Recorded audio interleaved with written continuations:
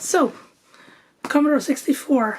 I got mine obviously back when I was 7 years of age. I two loves. I love sport and I love video games. And my obsession with video games was I wanted to play football games on my Commodore 64. And obviously games back then weren't amazing, I gotta say. But the first game I ever got for the Commodore 64 to play football-wise was this guy here.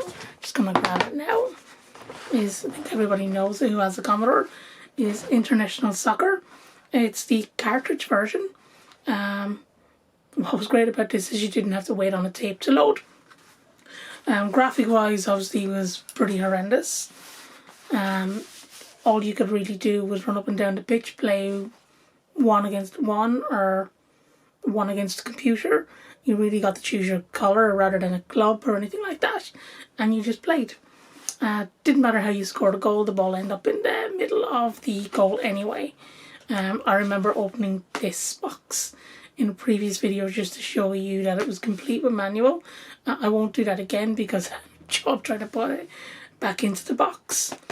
But what I found not too long ago was that this game also came as a cassette tape.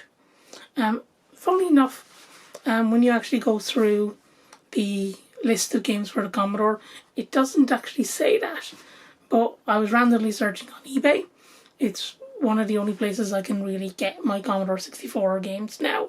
I know some people come into store and trade them in, but the likelihood that they have something that I don't already own is very, very slim. So I tend to go hunting online on sites like eBay or Katawiki, places like that, in the hope that I actually might get something I don't actually have myself. And I found something I didn't have. So we have this guy, International Soccer, as the cassette. It is exactly the same game, and I know people think, is that just Emlyn uses International Soccer?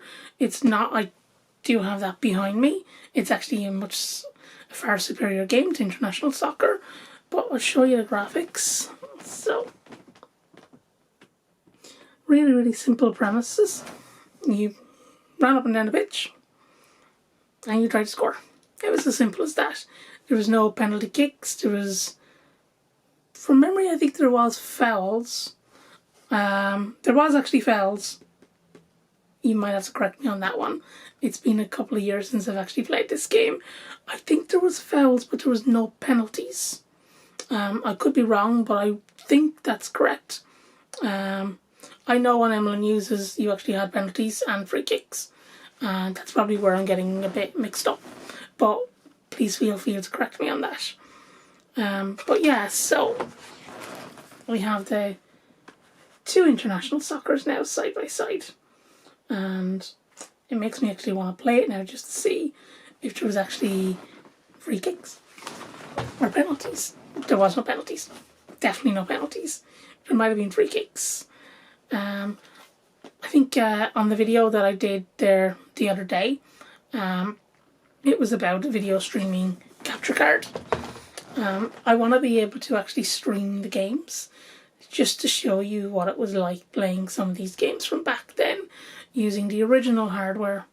And all being well, the actual original TV I used to play it on, I actually still have the television, my 14-inch television that I used to play my Commodore 64 on.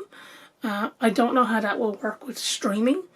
I might just do close-ups with that TV and actually do the streaming using a different television.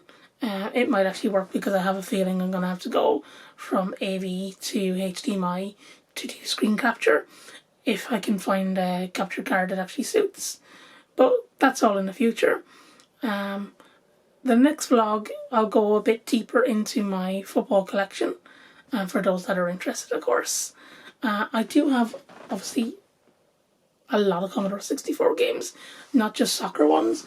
I don't know if you can see them, but I do have my soccer games just out on display, just for the video. I've bags of Commodore games. I love the Hit Squad collection. I know people went a bit crazy over that this year, especially games like the Addams Family selling for £400 sterling for the Commodore 64. I paid £1 for that a long time ago. And I think collecting has kind of become a business these days. I know I say that as a business owner who owns a gaming store, but I find that gaming used to be a hobby. You played games, you collected games as a hobby. It was nice to look at on a shelf, but I think people now take advantage of that, especially if you look at the likes of eBay, and actually mainly eBay. And I think now, up to a point now, Facebook Marketplace, I think people just see old games, call it retro, and add a premium price. It's not something I agree with. It's not something I do in business. We buy things, obviously, and we sell at a profit, but we sell at fair market trade price. We don't sell overinflated or anything like that. I think our customers will attest to that as well. But for me, with the Commodore, back to reality, I do ramble a lot, by the way. And my wife always says that too. And yeah, so I'm going to go through my Commodore collection kind of each stage. I'm going to start with my football collection because it's my pride and joy. I collect different variants, like I said, of the same game. The international soccer being the first one. I didn't realise there was actually a cassette-based version of it. I've never seen it advertised anywhere. Definitely not in Ireland anyway. And I didn't buy this in Ireland. I actually bought this. I think I bought this in, I think it was France or Spain. It's in English, so it makes me think it was in the UK at some stage. But it found its way over to Spain. So guys, if you like this sort of video, please like and subscribe and share the video if you think it's of interest to somebody else. I know my content is probably boring to most. It's just me sitting here talking about video games, but it's my passion. I love what I do. I run a business doing what I love, and I hope it comes across like that in my videos, and I hope for those who meet me in person, in store, think the same way. So guys, thank you very much for tuning in again, and take care.